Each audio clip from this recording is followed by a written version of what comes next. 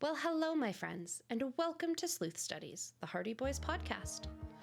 This is your host, Kyra Drogue, signing on for another episode of exploration, adventure, fun, and, dare I say it, mystery.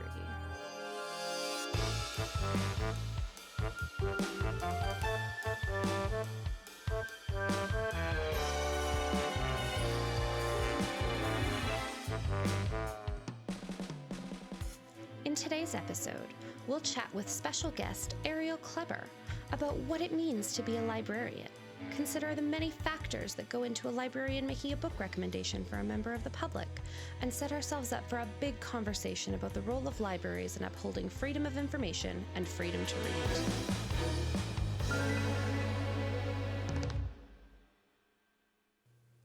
Friends, I am so excited to be joined today by librarian, educator, parent, friend, and all-around incredible human being, Ariel Kleber.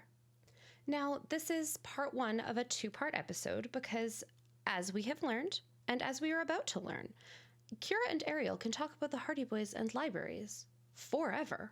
And I am just super excited. All right.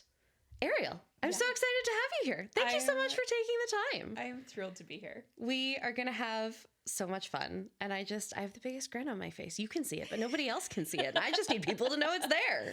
It is. This is our jam. This is our jam. We're ready. Okay. Starting us off in the conversation with a question that I did not prepare you for in advance because I am the worst. Before you met me, how much did you know about the Hardy Boys? How much, context did you have? Did you read them as a kid? What is your Hardy Boys background? I did read them as a kid. I read Nancy Drew as a kid. I was actually just glancing at your bookshelf, and The Secret of the Old Clock was actually the first Nancy Drew that I ever read. So mine is definitely more skewed Nancy Drew. My favorite were the Nancy Drew Hardy Boys crossovers. Yes! They were my jam. I'm like, where's my stack of them? They're down there. Yeah. The Super Mysteries, they were fire. And growing up, a lady never reveals her age, but growing up as I did I was at that age group in the 90s. It was pretty much some of very few young adult, youth specific, child specific stuff that wasn't just the bubblegum. Yeah. And so I was really I moved on from reading kind of those things into reading Clan of the Cave Bear and more and Alice Hoffman and darker fantasy stuff.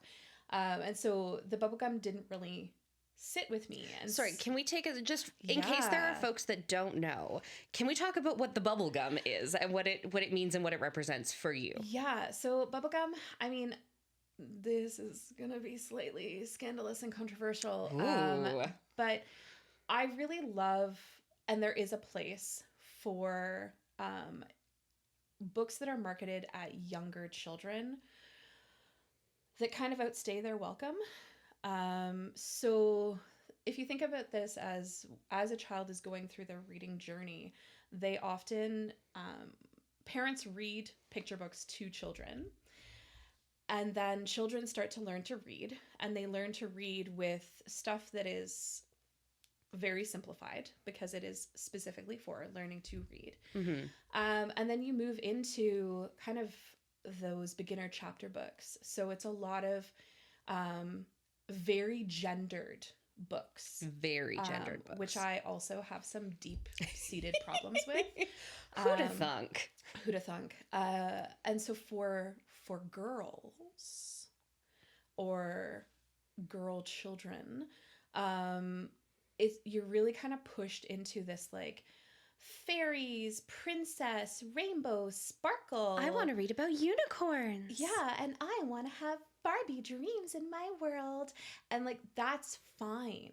That's not a problem if that is what you are genuinely into. Right. But the problem with gendered fiction is that it becomes inaccessible for the other presenting gender. which is really problematic because for a girl to read Hardy Boys in that space at that time was not particularly accepted or acceptable. And I mean, I think that might still be the case because the amount of people that I talk to that the first question is, you know, it's this like surprise of like, oh, you read the Hardy Boys? Like I am not the intended audience for the Hardy Boys. Like that is not the purpose. And I grew up in that household where, you know, my grandparents, bless their hearts, they were very excited to get my brother and I into Nancy Drew and the Hardy Boys. And they did that by, you know, I got the Nancy Drew books and my brother got the Hardy Boys books. Yeah. And it took me, honestly, up until I like started this podcast to figure out what it was about the Hardy Boys that drew me in so much more. And I realized that I am a peril person. I want some good peril. And like Nancy Drew is great.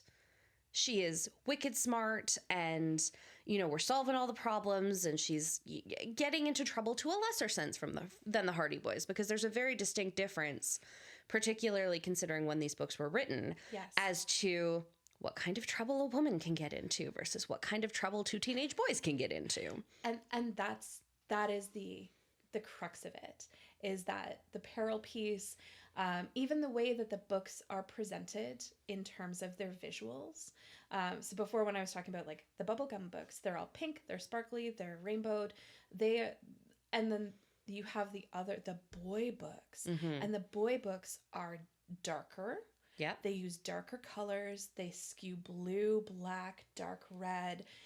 And they are actually much more visually appealing because you get the sense that there is a troublemaker. There is some subterfuge. There's some counterculture that might happen. And not everything is going to be shiny and happy. And if you are the type of child or the type of person who is interested in exploring the dark, you're going to find a home there that you wouldn't find somewhere else. Yeah. And so hence the Nancy Drew and the Hardy Boys. Because I also, my library, you could only take out children's material if you had a children's card until you were 18. So what? Yeah. It's from a very old school library tradition. Very unsettling. That's insane. Yeah. And so my mom, when I was 12, my mom marched into the library and was like, give her an adult card, because adult cards, you could get anything. Yes, Ariel's mom. Yeah. It was one of the really like great things that she did for me when I was young, because she recognized that she could no longer keep up with my reading.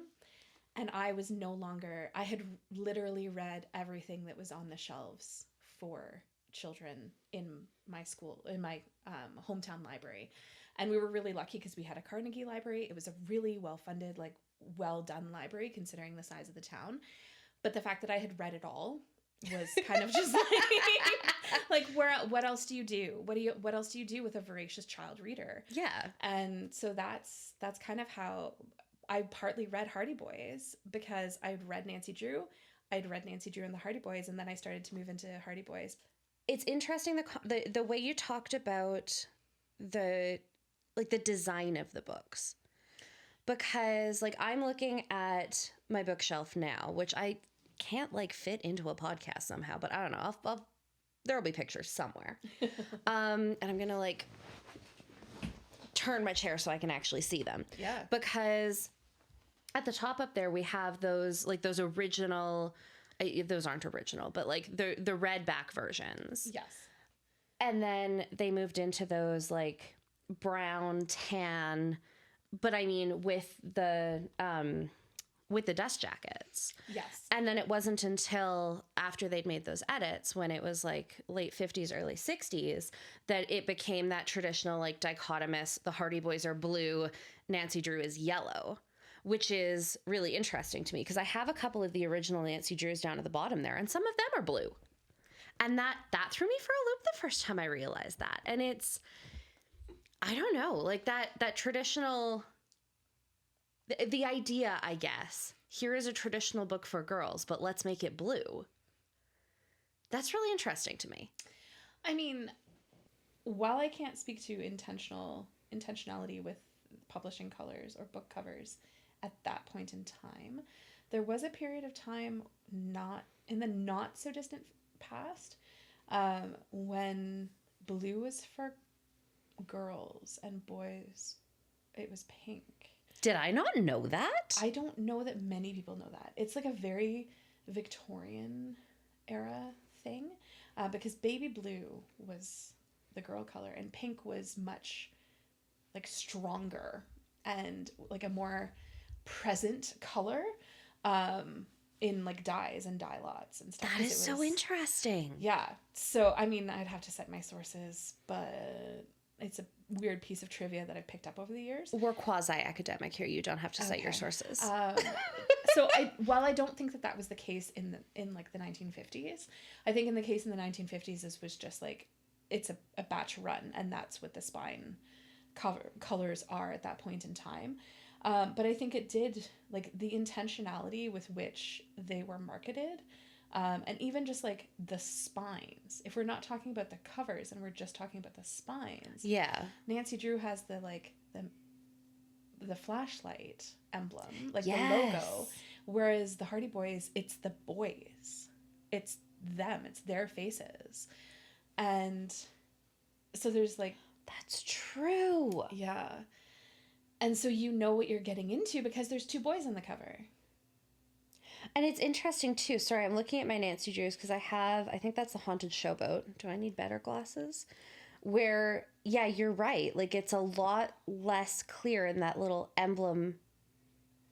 And, like, the Hardy Boys mystery series is very clear, but Nancy Drew is a lot less so. I hadn't thought about it like that before. So one of the things that, I mean, this is really the case with modern things, particularly when you're talking about reader's advisory and boys and reading.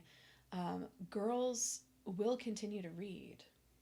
Most girls will continue to read through high school. There's a bit of a drop off, but predominantly at least 80% of girls will still keep reading.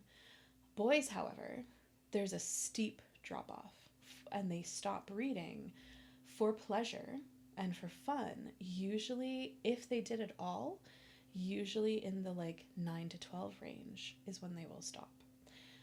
So girls will read anything. They don't really care. But boys, it matters to them what they're reading.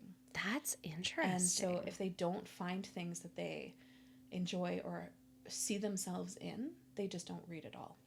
And so reader's advisory for boys is really difficult. And so for me as a librarian, when I see this, that is just a pitch. That is a pitch to boys being like, we have something for you in here. Whereas girls, you don't have to pitch it so hard because if they're interested, they're going to pick it up anyway and it's still going to sell. But for boys, you got to pitch it. Okay, that is really neat. And I want to kind of circle us back, I guess, to a topic I did want to cover anyway. Can you, like, as a librarian, and first of all, I gotta say, librarians are the coolest, man. Like, not only do you have the coolest job in that you get to spend, and we'll talk about this in a bit when I ask you about the job of a librarian, and you're going to tell me that it's about way more than spending your day in a stack of bookshelves. But, while you get to spend your day, talking about books and working with books and supporting reading and all of these pieces. I don't remember where I was going with this statement. I was talking about how cool this I got so excited that I lost my train of thought. Coolest job ever, librarian. Yeah, that's my thought. That's where I was going to go with this. Let's talk about preconceptions about what it is to be a librarian, because I want to talk about the Hardy Boys in a sense, in kind of two senses, I think. Okay. 2 senses, does that? Questioning everything now. Oh my God. Okay. I want to talk about the Hardy Boys in 2 different veins. Yes. As kind of relates to libraries. I want to talk about them in the sense of, how they exist in modern libraries. But I also want to talk about them in the sense of, the gatekeeping and the changing and the book banning, because that's been a big conversation, but also, you know, these books were banned at one point. Yeah. And I think it would be really valuable to have a better understanding of, you know, what that process looks like when someone comes up and says, I don't think this book should be in your collection anymore, and what that looks like, because librarians have an immense sense of responsibility. That's where I was going with that statement. Librarians have an immense sense of, or it's not even a sense of, you have this huge responsibility of maintaining our society's collective freedom to read. And that's such a big topic these days. But before we get into that, to come, so lots of people think, I think about the first time when I worked for a library very briefly. I brought my mom. She I don't remember, she brought me something, whatever. And I toured her around the branch, and she was like, people are talking. People are, it's loud. And I think there's this preconception that librarians are stickly old grouches that shush and glare at people from behind desks and are like, go figure it out yourself. Yeah. Gray-haired biddy with a bun. Yes. Yeah. Think Halloween costume librarian. Yeah.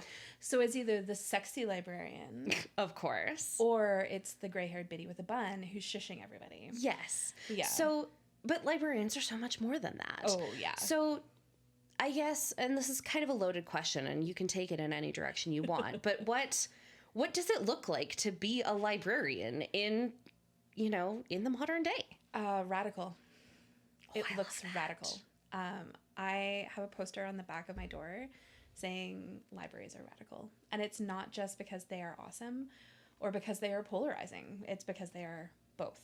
And I think most librarians, many librarians that I know now, the modern look of a librarian is a funky wardrobe, tattoos, funky clothes, graphic tees, casual, but also fiercely awesome, nerdy, really intellectual, trivia happy people who do take our job weirdly seriously.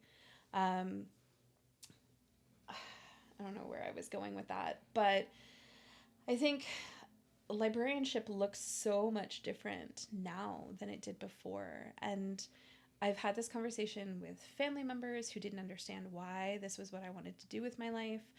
I have this conversation routinely with library patrons who come in and who are like, it must be nice to spend your whole day with books or spend your whole day reading. And it's that is not the job at all. That's not the gig at all.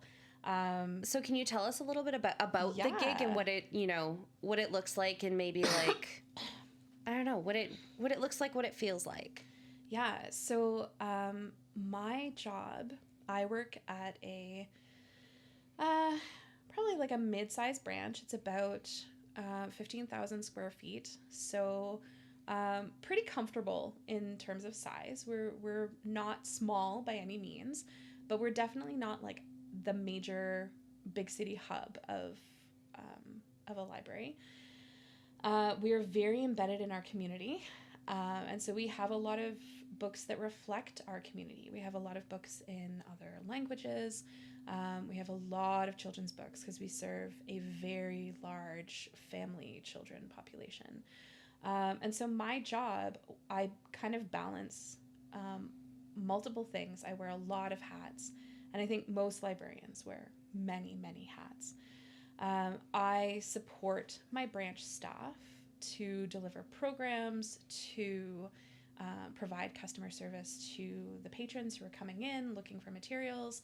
I help support them in getting better at Reader's Advisory. So I've talked a lot about Reader's Advisory already, but Reader's Advisory is the act of, I don't know what to read. What could you suggest? Or my child needs to work on XYZ skill. What books can we have to support that? Or my child won't read. What could I offer them? My child has read everything. What could I offer them? So it's kind of the matching that we do. that actually takes a lot more thought and skill than perhaps we think it does. Absolutely.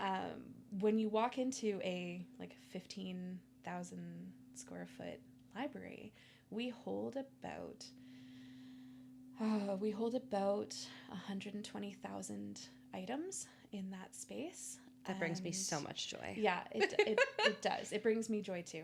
And if you think that you are overwhelmed, so picture yourself walking into that space and being overwhelmed by like the possibility of choice. Right.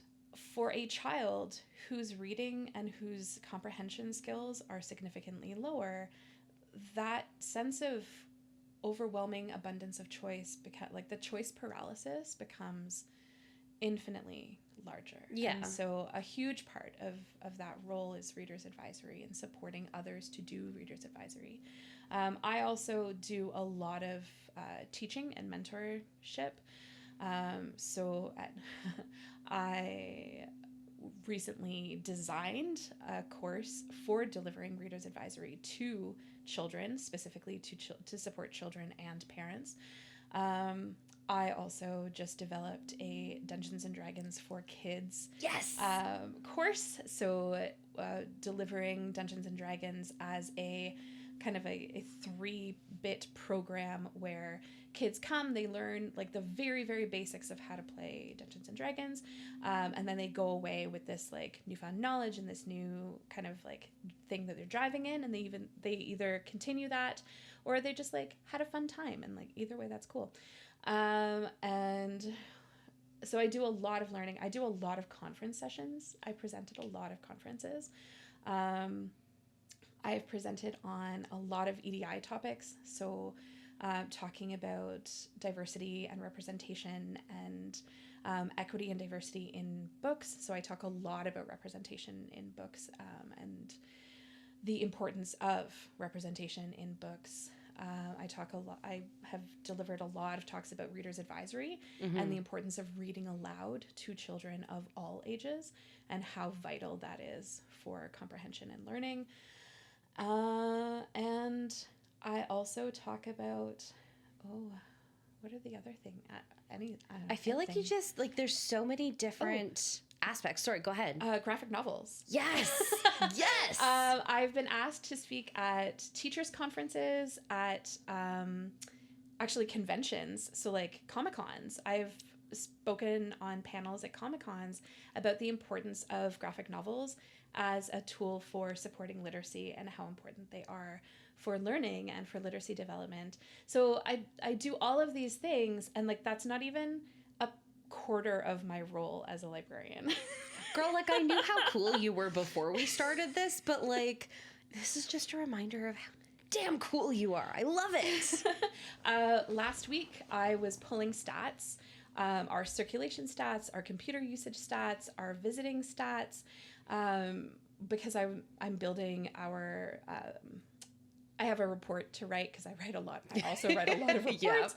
And all of that is really stats based. So I also spend a lot of time with Excel building graphs and spreadsheets. Lucky me. So I get to do reports. I get to do deep dives into statistics. I get to kind of do all of those things. I get to do conference presentations. I have to be a subject matter specialist in whatever my subject matter is. I have to be able to speak about it, and often on a dime. I have been pulled into different like library board and CEO meetings because I have a history in industrial archiving and I'm really good at safety and security. And so for building evacuations and for like how do we evacuate the building safely and how do we treat that, because it's also the stereotyping is sometimes accurate, that the people who are drawn to being in a library are quite quiet and soft-spoken.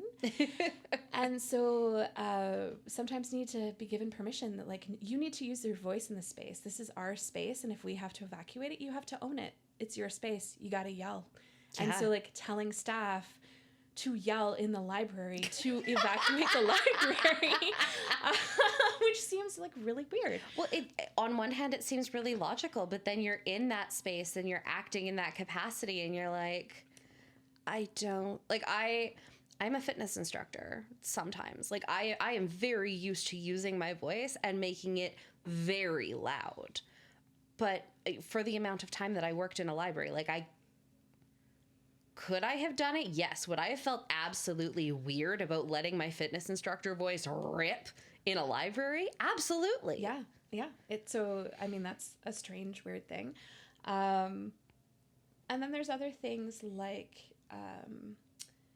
supporting projects. So I'm tasked to do a lot of projects, and I will just run different projects depending on what I've been given. And I chair a lot of teams. So I participate on a lot of teams. And so one of the teams that I chair is all of the other librarians have a community of practice, and I chair that. So I decide what we're going to be discussing at the meeting, how that meeting is going to go, what the shape of it is going to be. And I was just doing the agenda for the meeting that we're having next week, and we will be talking about the policy about how to deal with challenged materials. And we'll be discussing and kind of doing a deep dive into how that relates to our work.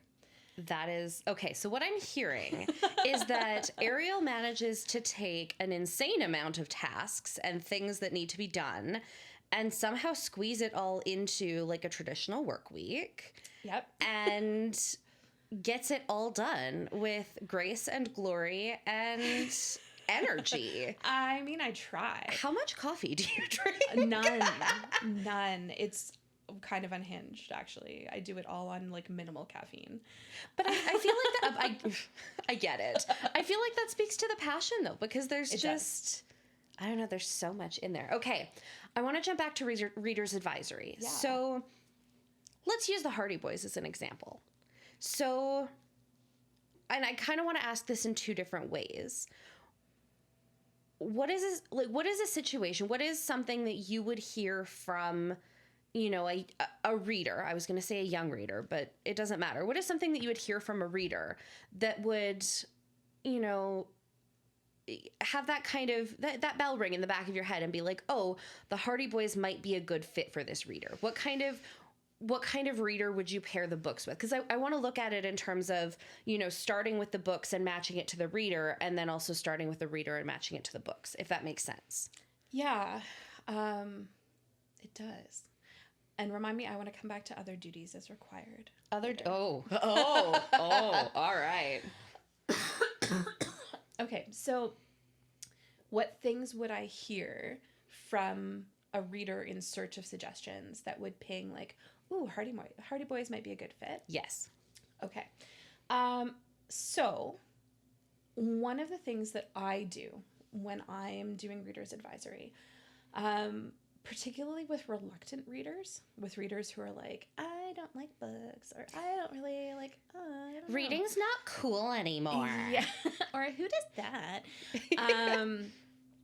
Yeah, or mostly just like, you can kind of tell, particularly with male presenting children, you can kind of tell that they aren't as comfortable in this sphere sometimes. In the reading sphere or the library sphere? Or both? Both. Sometimes both. And that could be because we tend to really like kind of oversubscribe children's time nowadays. Absolutely. How do kids do so many sports? Because that's kind of become, they have to do things. And so we don't give them a lot of time to do self. And we don't give them a lot of time to kind of figure out for themselves who they are and what their interests are. We just shove them into interests in the hopes that, and I think particularly with boy children, and I am speaking to this as a mom of a boy child, that sometimes I think it's easier to deal with that rapacious energy that they seem to have if we channel it into hockey on Mondays and basketball on Tuesdays and soccer on Wednesdays and karate on Thursdays, because then we don't have to deal with the energy in the house. I was going to say, then they're not doing karate in your living room. Yeah. And like, speaking from a child, like I have a child who, like, I literally left wearing all green, pretending to be Errol Flynn with a sword through my household. I love it. But we also have like real library time. And I mean, I'm a librarian, so that kind of tracks, but we don't go to my library to have library time. Really? Really. Because at my library, it's mom's library. It's mom's workplace. Right. I get to be in the back room. I get to be in the, like, he gets to he runs the library. He knows all of the staff by name. He gets to come and go from the back room with the staff room. Like, it's a different experience. It's a different experience. And so when we go to a library to have a library experience, we are not at mom's library. We are at a different library. And so I really intentionally have library time with him, because he also suffers from the, like, mom brings books home. So he doesn't always get to choose books. Right. Because mom just brings new books, and we love new book day, and that's great. But I'm also trying to be really intentional about having him have the opportunity to pick books for himself. And so coming back to this is that feeling of, you don't always get to pick things for yourself. Right. And so sometimes you become disconnected from what self actually likes. And so I use video games, movies, TV shows. Tell me about the last movie that you liked, that you really, really liked. Tell me about the last TV show. What TV show are you really into right now? What are you watching right now? What video games are you playing right now? What don't you like? What movie did you see last time, like, that you, like, really didn't like at all? And then I start to ask, like, what was it about that you didn't like? What was it about this thing that you did like? Oh, okay, you like adventure. It sounds kind of like you like adventure movies, like movies with a lot of action. Okay. Is that true? And then kind of pitching, like, peeling it apart and being like, okay, so let's trace the threads. What is the commonality between this movie, this video game, and this TV show? And then I kind of ask, like, okay, so is it the character you like more? Or is it the action you like more? Is it the story you like more? What is it? And then teasing these things.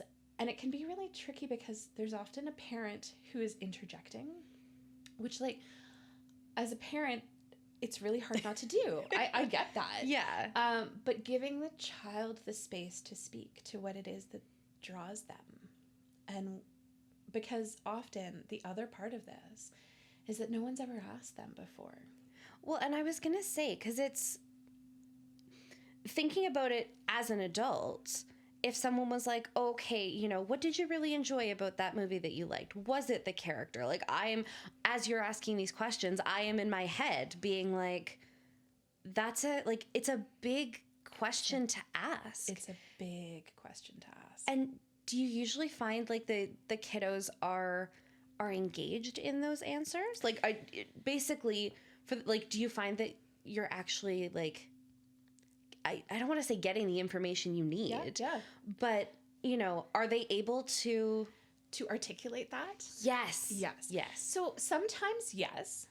Sometimes yes. And sometimes it's, I'm not sure, or I don't know, or silence. One of the other tricks that I use is, like, oh, I see that you have dinosaurs on your shoes. Do you really like dinosaurs? Yeah. Oh, okay. Have you considered a nonfiction book? Have you considered something about dinosaurs? Yeah. Do you like real stories, or do you like other stories? And then it's kind of teasing those things apart and asking. See, the other thing that I do is, like, I am always down at their level by this time. So, like, if they are shorter than me, which, like, takes some work, I'm usually, like, down at their level, like, eye to eye. I'm kind of ignoring the parent by now, because this is a conversation. Like, they're welcome to witness it, but this is a conversation between you and me, and they're invited to be here. But it's that teasing apart of things. And so usually when I start to hear things about, like, for me, when I'm looking at Hardy Boys as an option, it's usually trigger words like mystery or fun or or shenanigans. How often do kids come up to you and be like, I would like shenanigans, please and thank you? They don't. But depending on what they've said, I'll be like, oh, is it because it's funny? Right. Is it because they get into like some trouble, or because like they, oh, I remember that scene where they do they play a trick on the teacher, and then I'll watch their facial expressions, and either like they're down with that, or like that wasn't or they're solidly judging. Yeah. And so like it is like it takes time. It takes time, and it takes, honestly, like this is a skill I've been developing for like 25 years at this point. All of me is like, okay, so Ariel's a psychologist too. Like, is there anything you are not? I don't know. The fact that there was that long of a pause, there's nothing that Ariel is not. Ariel is all things, my friends. I try. Girl, you succeed. Thank you. So basically what I'm hearing then is that it's not so much, yes, you are and I mean, I wouldn't expect this of any librarian ever, but it's not so much that you are the correct age demographic and presenting gender. Here is a Hardy Boys book. It's a lot more of the conversations about what they're interested in. Because I want to recognize the importance of making sure that, you know, you're pairing this kiddo with a book that they will enjoy, because there's also that, you know, oh my God, my mother dragged me to the library, and then I had to talk to this lady that asked me a bajillion questions, and then she gave me a book, and then I hated it, and I'm never going back to the library again. Yes. So that is what's running through my mind, because we all have imposter syndrome no matter who we are. Exactly. So that is like my modus operandi. Did you see I have a sign somewhere in this set of bookshelves, and it says, ask me about my imposter syndrome. Yeah. So, I mean, that is what is running through my mind. And that is not to say that like other librarians or other library staff would not just be like, boy, 9 to 12, Hardy Boys. Like, yeah. 100% they would. But that's not my method, because that's not what's worked best for me, and because that is what's going on in my brain. If I fuck this up, they might not come back. Is kind of so I don't want to. I want to make sure that it's as good as possible. And so I'll pick stuff, and then I'll pick 3 things. Okay. And then I'll say, like, I'll tell them a little bit about each of those 3 things, because obviously I have not read all of the things. But I'll scan. You mean you haven't read all 125,000 items or whatever you said were in the branch? Not. Ariel. I know. A failure on my part. There we go. That's where my failure is. This is what Ariel has not done. Ariel has not read every single book in the library. I have not. So like I'll scan the back of the book, and I'll be like, I think you would like this because, I think you would like this because, and I think you would like this because. And then I say, you know what? Take a couple of minutes, flip open the book, read a page. Doesn't matter where in the page you read a page. And if you kind of vibe with it, if you want to turn the page, it's the book for you. I love take that home. And generally speaking, that goes pretty well. It's not going to be 100% all the time. But I'm also like, we're kind of shooting for like max coverage, a scattershot approach. And I find that like Hardy Boys have that ability to, like, it covers humor, it covers mystery, it covers subterfuge, it covers shenanigans in that really good way. Mm-hmm. Where if any of those markers were kind of hit, and more, I'm just not listing them entirety, but that's kind of the, like, it does really have a broad category for that. Yeah.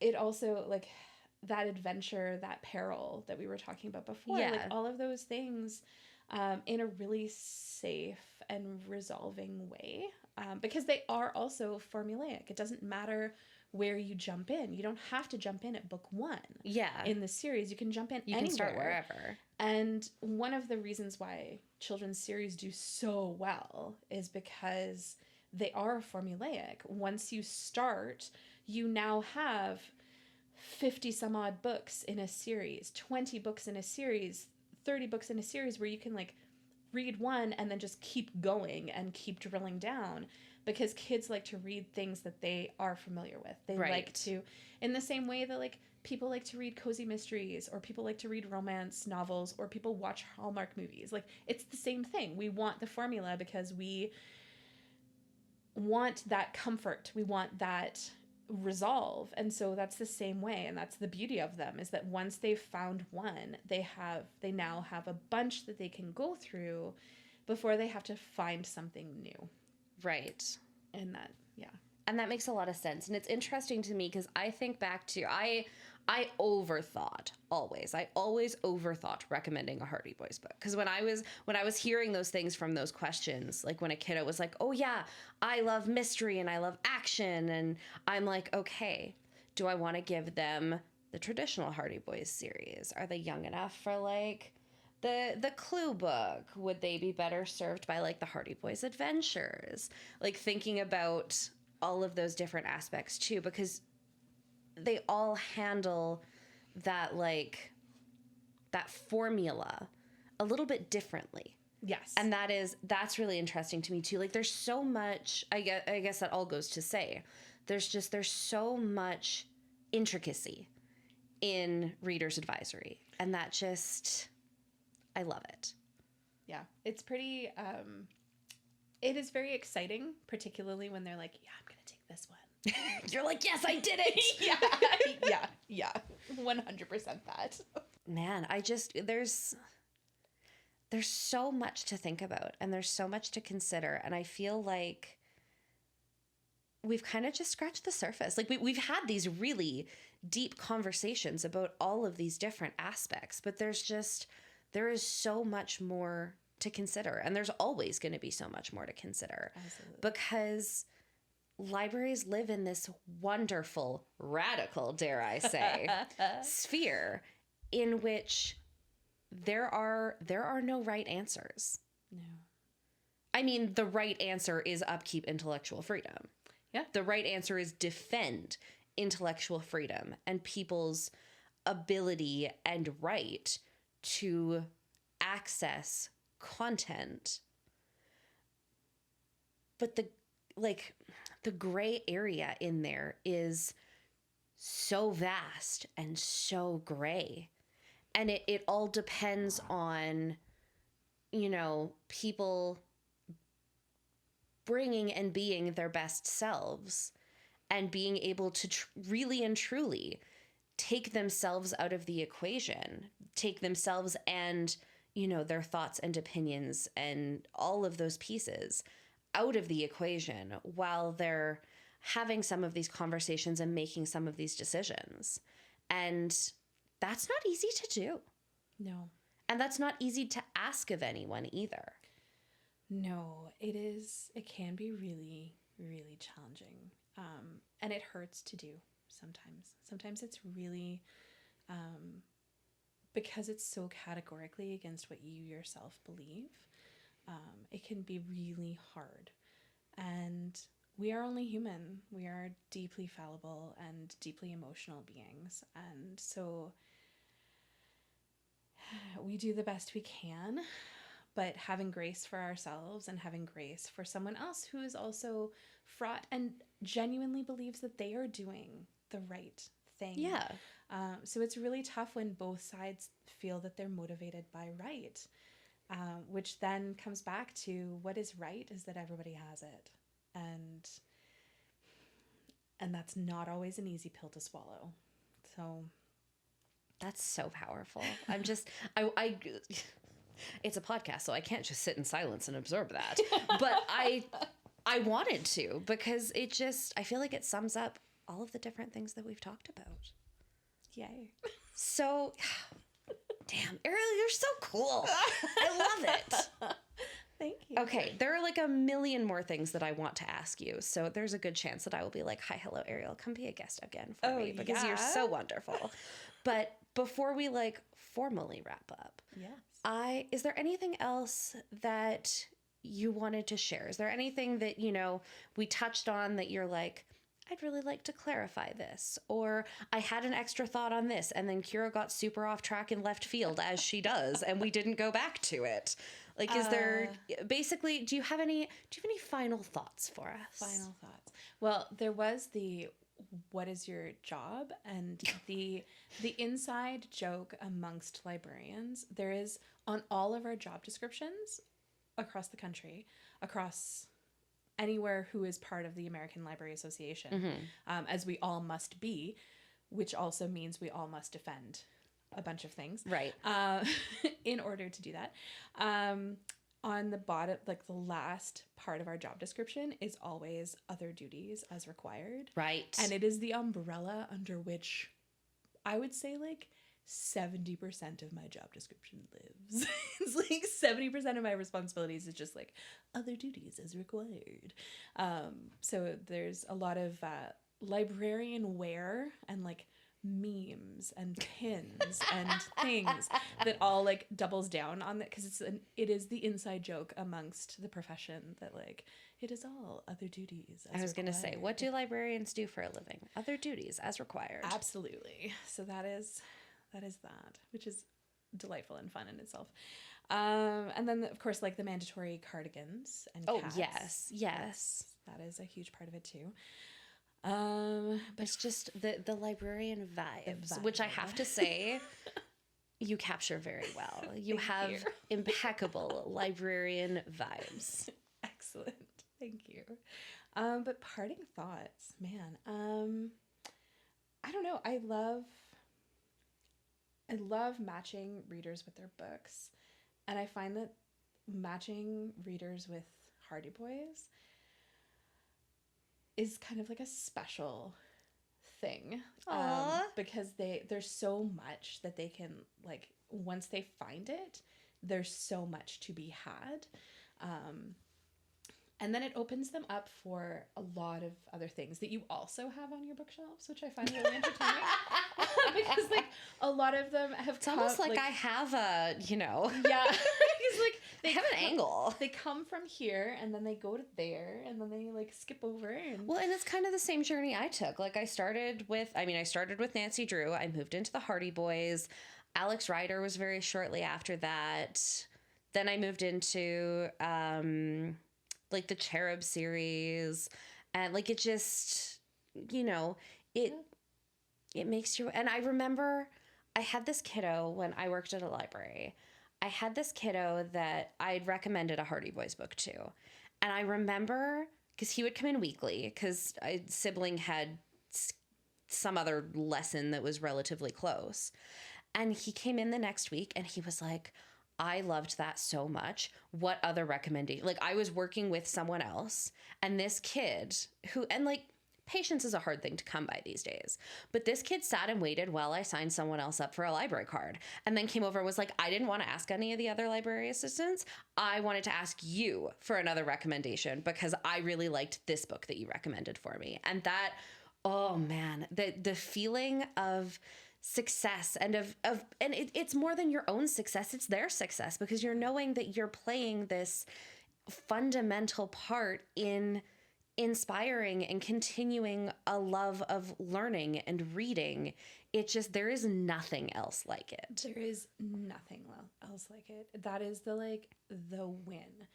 And I think when you talk to readers, like adult readers who are readers, who really have a passion for reading, almost all of us can trace it back to a single book. A single book memory that unlocked what reading books could be.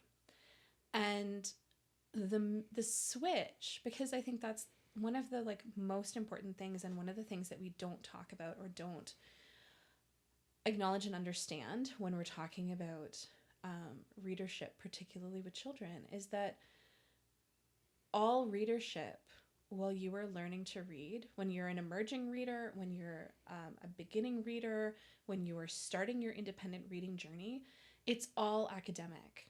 So like how we feel when we're slogging through texts at university because it's mandatory reading. And yeah, sure, it could be Austen, it could be Shakespeare. We could like vibe with it in our like normal lives, but it's still a slog because it's schoolwork. Yeah. That is how kids feel about every single book they are reading. And so at some point in time, the hope is that they reach that one book where the switch flips And it's no longer the academic slog, and it is now pure enjoyment. And that book, that pivotal moment, so many kids don't get that book. And so many kids, which is why we see so many adults who are like, I don't read. I don't get it. I don't vibe with it. And that shift has come. Like, I think more of the population now reads than doesn't. Yeah. Reads for fun than doesn't. But I think we see it most with male presenting children because they're not really given the opportunity to read something fun. And so I say it with Dogman. I say it with Hardy Boys. I say it with graphic novels, that like reading for fun is the most important thing, because if you are reading for fun, I don't care what you're reading.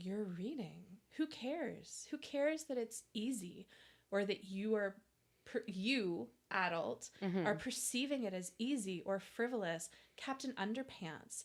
Yeah, it's toilet humor. Is it hilarious? Yeah, they find it hilarious. Yeah. Do they get to find it hilarious? Yeah, they do, because you like your smut. So like, get off them about their toilet humor. Like, let's be real. Like, we like what we like, and we have the right to like what we like. And just because what they like is not what you think is appropriate, or what they should be reading, or their reading level. No, they're reading for fun. Let them read for fun, because the reading for fun is what's actually going to build readers for life, regardless of what their reading level is. I'm having a moment where I'm just like, I'm tearing up a little bit because I'm like, this is everything. Actually, I'm not kidding. There are tears. And this is why I get asked to present at conferences lots, because I have all of these. Because thank you for coming to Ariel's TED Talk. Like, there are so many important things that just often aren't put into words. And I think you've done such an amazing job. I mean, the entire time I've known you, but like, this is a podcast, so I have to say today. Yeah. But today, the things that you've talked about today and the way that you've brought them to life in such an accessible manner is so important, because these are big, high-level intellectual conversations that often aren't happening. And that's one of the things that I really wanted to be able to do here, is to bring those conversations to people that don't always get to have them. And now, I mean, everyone who's listening, I hope you have the opportunity now to go with someone. It can be a kiddo, it can be a friend, it can be your grandma, I don't know. Go with someone to a public library and take a second and think about all of the magic that happens there, and all of the different, I don't know, appreciate your librarians, friends. Appreciate your librarians and the work that they do to make sure that we have access to those spaces and to that knowledge, and to, the ability and the freedom to read widely and voraciously, or not at all if we wanted to. Like, they're in such a unique position to support us in the ways that we want to be. Libraries have always been, for me at least, a place where I can go and be myself, because I feel like no one is judging me unless I am shouting. And sometimes even when I'm shouting, I guess people can be like, all right, you do you, girl. But like, libraries are an open place where you can go and be yourself and learn about yourself. Yeah. And thank you, Ariel, for upkeeping that, for keeping that space, and for fighting for the importance of that space for us. Because that means so much. Ariel, this has been amazing. We have covered so much ground, and we have so much more ground to cover. Yeah, we do. I am very excited to talk about book banning and freedom to read, and what happens when someone comes in brandishing a book aggressively and is like, no one should read this ever. So we are gonna be back for a second part of this episode, because there's just so many things I want to talk to you about. Well, that's exciting. And this has been so wonderful. And thank you so much for taking the time to be here. My pleasure. I look forward to having you back again soon. I will look forward to coming.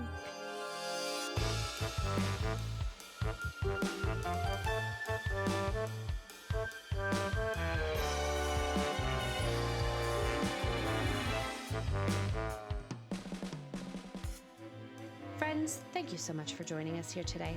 It's been such fun chatting with the incomparable Ariel Kleber, and I want to take a moment to thank her again for her time, energy, and expertise. Until next time, this is Kyra Droke, host of Sleuth Studies, the Hardy Boys podcast, signing off.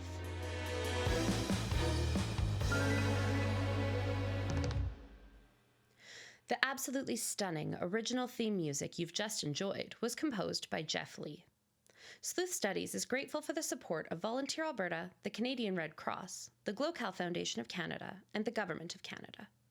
For more information about Sleuth Studies, the Hardy Boys podcast, please visit www.sleuthstudies.ca or find us on social media @Sleuth Studies.